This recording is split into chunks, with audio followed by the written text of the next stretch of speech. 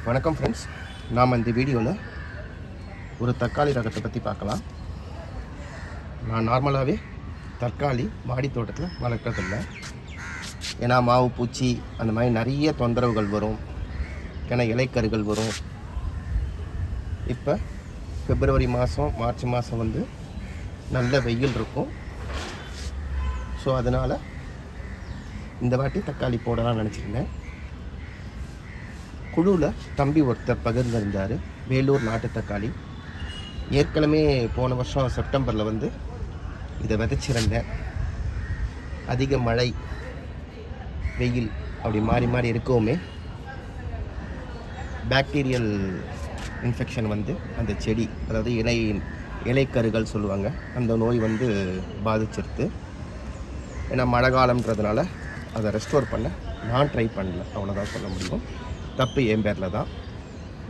So அதுக்கப்புறமா திருப்பி ஜனவரி மாதம் இருந்த விதையில் ஒரு 2 விதையை போட்டேன். திருப்பி இந்த செடி வளர்ந்துருந்தது. அழகாக எப்பயும் போல் பால் கவரில் தான் போட்டேன்.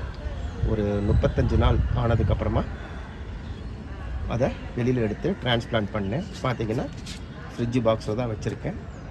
எந்த ஒரு உரமும் கிடையாது. ஏற்கனவே என்னோடய மண்கலவை எல்லாமே தொழு உரம் அதிகமாக இருக்கும்.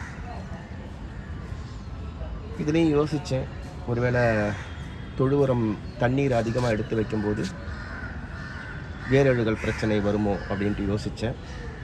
பட்டு வெயில் அதிகமாக இருக்கிறதுனால இப்போ மார்ச் மாதத்தில் ஸோ எந்த பிரச்சனையும் இல்லை இப்போதைக்கு. ஏன்னா இது வந்து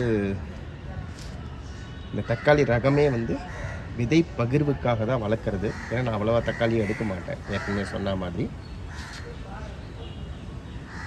இந்த தக்காளி பார்த்திங்கன்னா வேலூர் தக்காளி இப்படி தான் இருக்கும். இந்த பாருங்கள், மேலே ஃபுல்லாக கரும் பச்சையாக, கீழே க்ரீனாக, அப்படியே ஒரு மாதிரி. ஒரு சில இதில் பார்த்திங்கன்னா வரி வரியாக தெரியும்.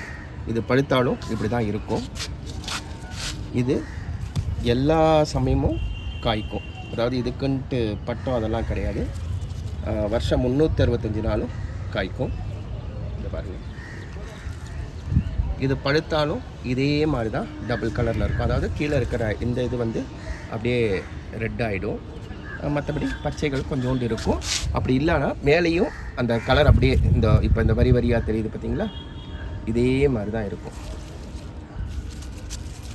டேஸ்ட் வந்து ரொம்ப அருமையாக இருக்குது. ஏன்னா ஒரே ஒரு தக்காளி தனியாக பெரிய காயை எடுத்து சமைச்சு பார்த்தேன், பழுக்க வச்சு.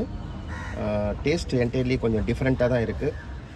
மேபி நான் அவ்வளோவா தக்காளி எடுக்காததுனால அப்படி தெரியுதான்னு தெரில. அப்புறம் இதை வளர்த்தவங்கள்ட்ட செக் பண்ணினேன்.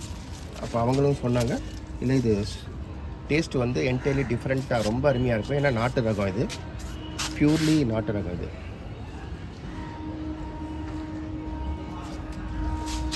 இதுக்கு ஏற்கனவே சொன்ன மாதிரி மண்கலவை பெருசாக ஒன்றும் இல்லை. நுனிக்கருகள் வராமல் இருக்கிறதுக்கு ஒரு மாத்திரை அளவுக்கு சுண்ணாம்பு எடுத்து ஒரு நாள் நைட்டு ஃபுல்லாக தண்ணீரில் 1 லிட்டர் தண்ணியில் ஊற வச்சு நம்ம மண்ணில் தூர்லேருந்து கொஞ்சம் தள்ளி சேர்த்து விடலாம். சாம்பல் எவ்வளோக்கு எவ்வளோ போடுறோமோ அவ்வளோக்கு அவ்வளோ நல்லா திரட்சியாக இருக்கும். காய் ஷைனிங், திரட்சி எல்லாமே இருக்கும் அதில். தேங்க்யூ.